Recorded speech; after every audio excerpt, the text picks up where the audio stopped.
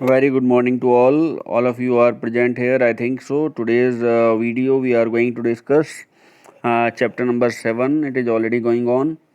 And today's topic we are going to discuss laws of return to a variable factor.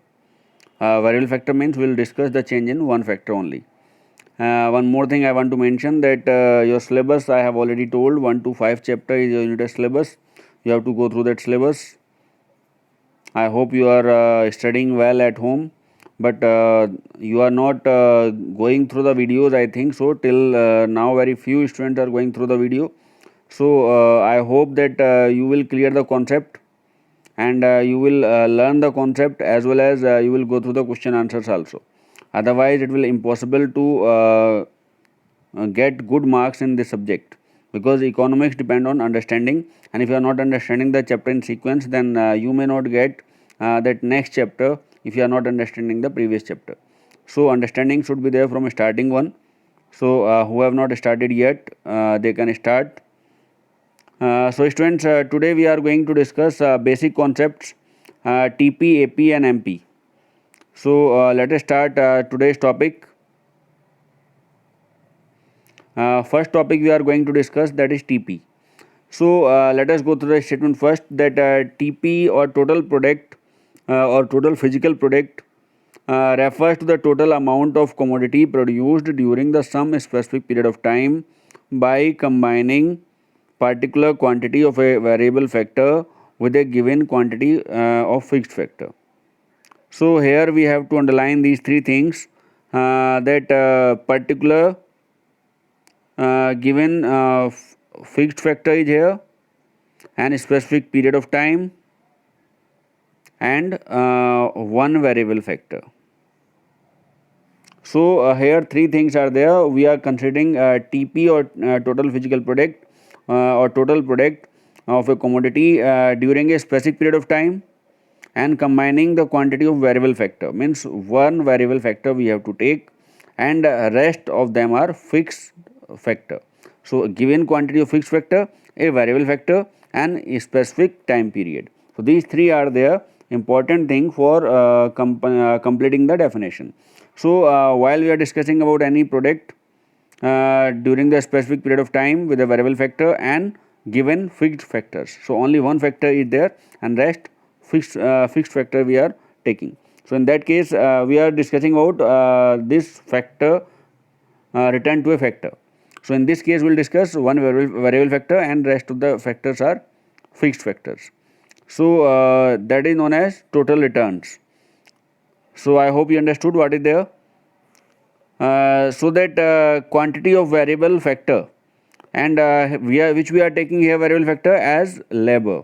So variable factor is labor here, and rest of the factors are fixed, means capital, entrepreneur or that land, rest of the things are fixed. So total product or total physical product is directly proportional to change in labor here. So we have to consider this thing very important. So we can take the example, but first we'll go through about that one AP or average product. So while we are discussing about average product, so average product means that average physical product, and that same thing is there, single variable factor and rest fixed factor and output per unit of variable factor. Means if we are having additional unit of variable factor, then whatever the change in total return, that is known as average return. So AP is equal to TP upon L. What is L here? L is considered here quantity of labor, which is known as variable factor. So L we have taken here labor, which is variable factor, and after adding additional unit of labor, whatever the change is coming in average product, that is considered as average product. Means TP, how much is change, that suppose that on one labor there was total product 10, while two labor then it will be 20. So average will be 20 upon 10 is equal to 10. So 3 then 25, then 25 upon 3, then average product will be there. So I hope you understood what is average product and what is total product. So total product, we are taking total return, and average product, that after adding additional variable factor, whatever the change is there, that is known as average returns. So average physical product of a variable factor refers to the output per unit of variable factor. Means per unit variable factor, whatever is being changed, that is known as average returns or average product. So average product, you know well what is average, means sum total of production upon number of variable units, that is labor here. So that is average. So now we are going to discuss next one, and that is MP or marginal product. All of you know well, marginal term is very familiar to you. So that while we are having additional unit of labor, whatever the change in that production, that is known as marginal returns or marginal product. So delta TP upon delta L means change in total product upon change in labor, that is known as MP. So MP or that marginal product or marginal physical product is defined as a change in the total product resulting from the use of one additional unit. So whatever the change in total product in by adding additional unit is known as marginal product. So MP is equal to TP minus TP and minus 1.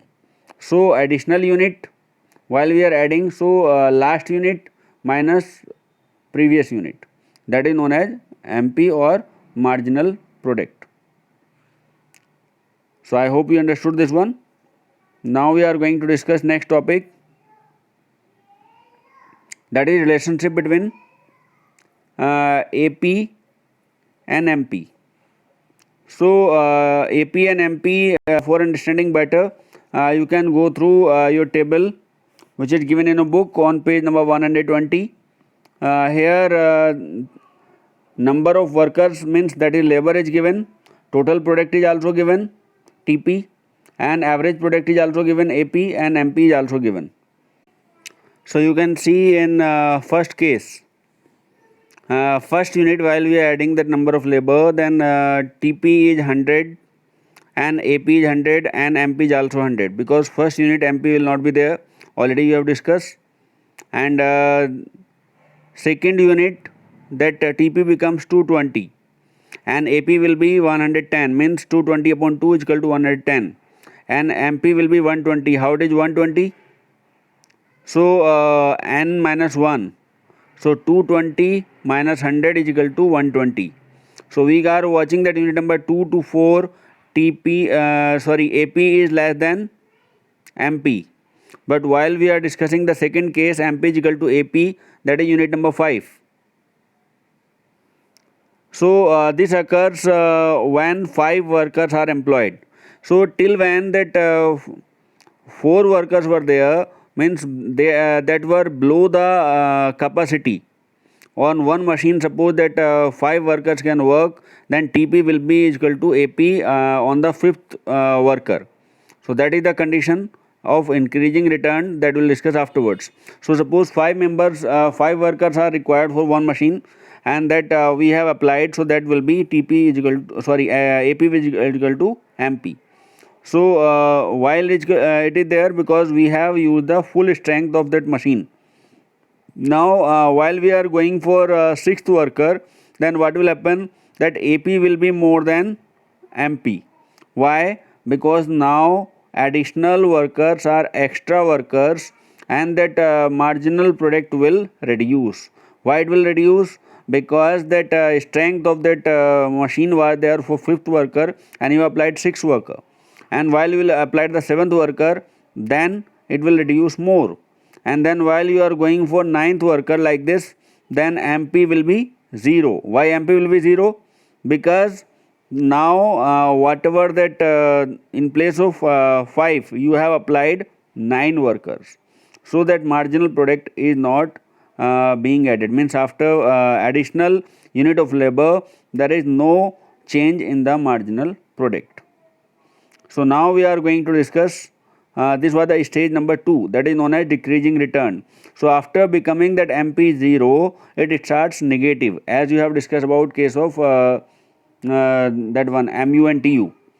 So while we are having 10th unit of labor, then it become minus 50, 11th it become minus 60. It means that now that company is going in loss. Means in place of positive, that these workers are having the negative impact. So what may happen, that clash may be there of that machine. Means in place of 5 you have applied 11 workers, so what will happen? So in place of profit you may have loss. So this is stage 1, stage 2, stage 3. So if we are discussing that point which is given in a book, we can go through.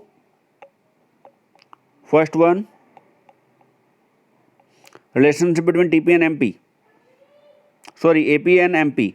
So first case we are watching that while unit number 1 to 4 MP is more than AP. It means first stage MP is more than AP. And while we are discussing second stage, then MP is equal to AP, means that is known as constant return. And while we are discussing about third stage, AP is more than MP, that is known as third stage, that is known as decreasing return. So MP can be positive, 0 or negative, but AP is always positive. Why it is so? Anybody can answer. So it is so because that if production is there, then average production will be increased. It cannot be decreased. And while MP will be maybe negative, because that after adding additional unit there is no change or negative change in that production. So MP may be negative, MP may be 0, while that no change in that marginal product after adding additional unit, that is MP is 0. But AP cannot be 0, AP cannot be negative, because AP will be positively going on and on, because production is going on. So AP cannot be negative. So I hope you understood this one. Now we are going to discuss that second concept, relation between TP and MP. So again we have to go with the table.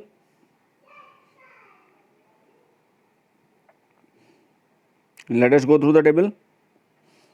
So here let us go for TP and MP. So first column is there of TP, 1 to 5 unit you can see, TP is increasing and MP is also increasing. So TP is increasing by increasing rate and MP is increasing by decreasing rate. Means in comparison to TP, MP is increasing more rapidly. And then what happened? That is unit number 1 to 5, where that what the strength of machine was there, 5 workers. So that till when AP is increasing rapidly and TP is also increasing.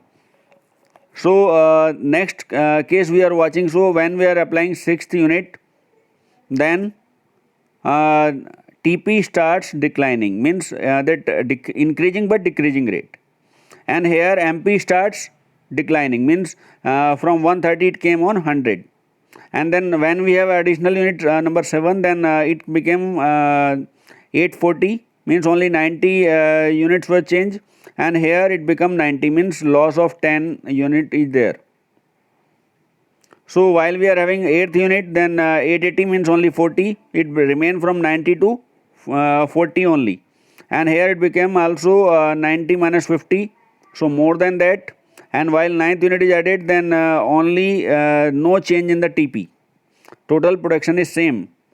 And here MP is 0. Why? What does it mean? It means that we have gone for optimum limit of the machine, and now it is not possible to increase. What will happen? Now TP will decrease. Why it will decrease? Because we have crossed the limit. And if we are continue adding that labor in that machine, then what will happen? In place of increment, decrement will there. That is known as third stage or decreasing state. So all these 3 states will discuss in detail. So I hope you understood this one. So relationship between AP and MP is also having 3 points, and relationship between MP and TP is also having 3 points. So let us go through first stage of relationship between AP and MP.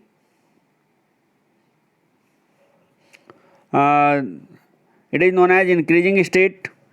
So as well as MP is increasing, AP is also increasing.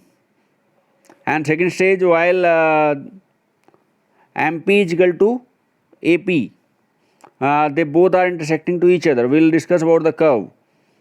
When I'll discuss about law of returns, then I will go through these curves and then I'll explain. So I hope so that here I should not. I am making it here only. So this thing I'll explain with the help of law of return. So let us go for increasing return, decreasing return, and constant return. So increasing return, as I told that suppose it is a situation while we are adding additional variable factor, then AP and MP is increasing by increasing rate. Why? Because that we have not used that optimum utilization of the resources. Means 5 workers can be employed on one machine, and we have started from 1. It means while 1, 2, 3, 4 till 4 unit, that production will increase rapidly, and after 5 units that production will increase, but not in such a way. So that is known as increasing return. So I hope you understood what is increasing return. Means while variable factor is added on a particular machine or a fixed factor in such a way that production is increasing or total output is increasing, so MP will also increase. Now second stage, constant return. While we are using the resources or that variable factor in such a way that we have used optimize, then it is known as constant return. It means that we have used full capacity of that machine with that workers. That is known as constant return. So after increasing we are having constant. And third stage we are going to discuss diminishing return. Means overcrowding is there in on the machine. Means we have used that variable factor more than the numbers which are required. So that is known as overcrowding. So unit of variable factor adds lesser and lesser amount of output. So if overcrowd is there on one machine, so output will decrease. So marginal product falls or it becomes negative in third stage.